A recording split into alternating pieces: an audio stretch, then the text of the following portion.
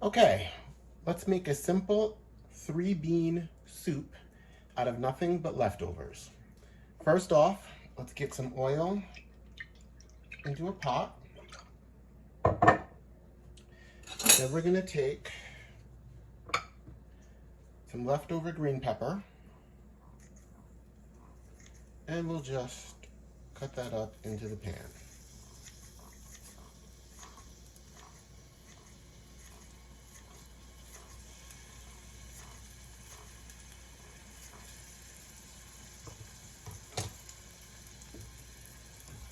Toss that around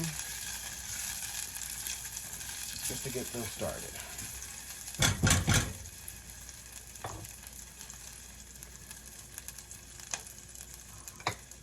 The next thing we'll do is we'll add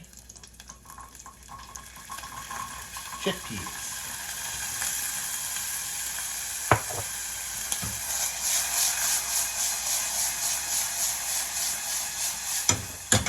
And we're going to get those to toast up. We're going to fry the chickpeas in a little bit of that olive oil. And I have strained these chickpeas. They were canned, but I haven't actually rinsed them. They still have some of the liquid that they were canned in, which will help to thicken up the soup.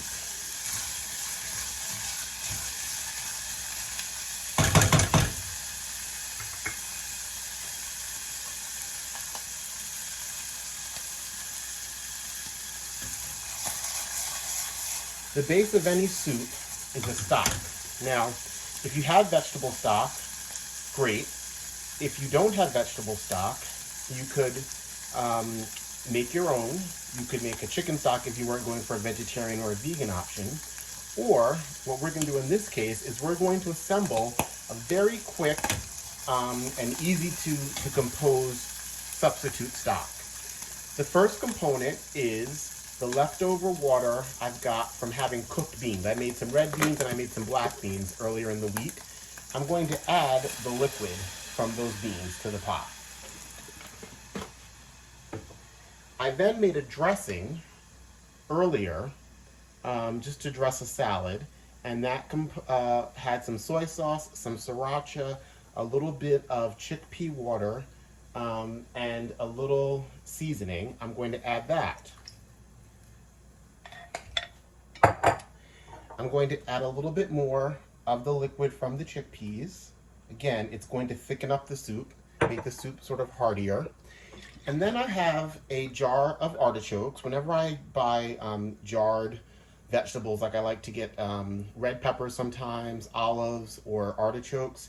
And when I get the jarred variety, I always get them in water, occasionally oil, and I preserve that water. So I'm going to add some of that water. And we have now created, essentially, a very quick and easy vegetable broth. I'm going to go ahead and give that a stir. I'm going to turn my light up slightly.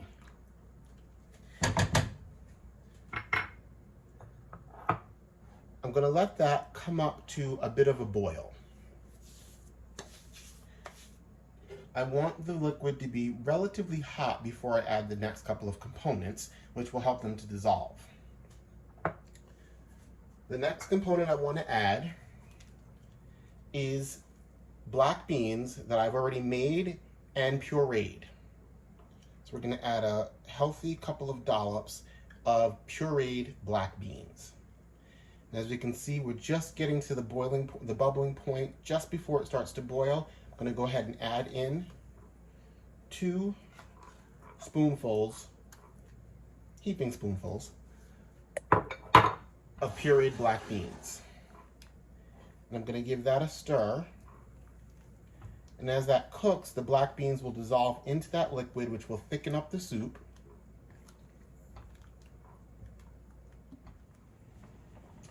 Now that my soup has come up to a boil, I'm going to add the next component, which are the red beans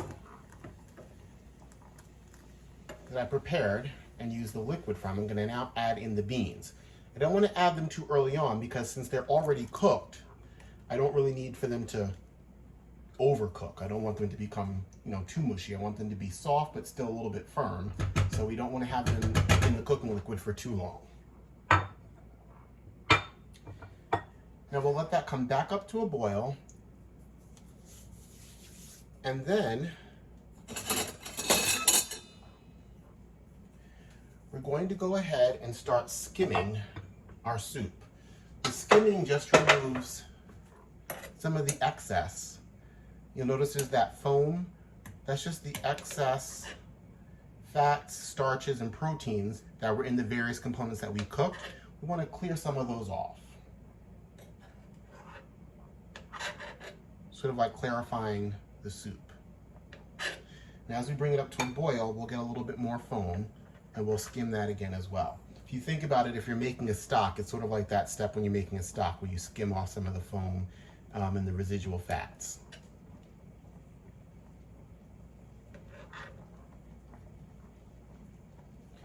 You'll notice that we don't need to add any salt, pepper, garlic, or seasoning because both the black beans that the puree was made from and the red beans, as well as the broths that we use and the dressing that we use, all had seasoning. If you didn't have a salad dressing that you had already made, you could add a salad dressing, an Italian salad dressing, or you could simply add something like soy sauce, which was in the dressing that we made, soy sauce and hot sauce together, anything that would give you an acid component to your soup. Now that the boil is raging, we will finish skimming the soup, and then we'll just reduce it down to a simmer, and we'll let that simmer for about 10 minutes, and then our soup will be ready to serve.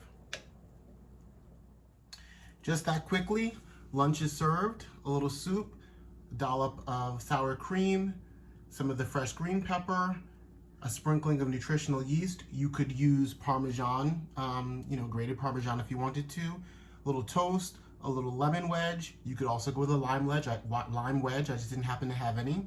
And just like that, with leftover ingredients, wasting nothing, you've got lunch.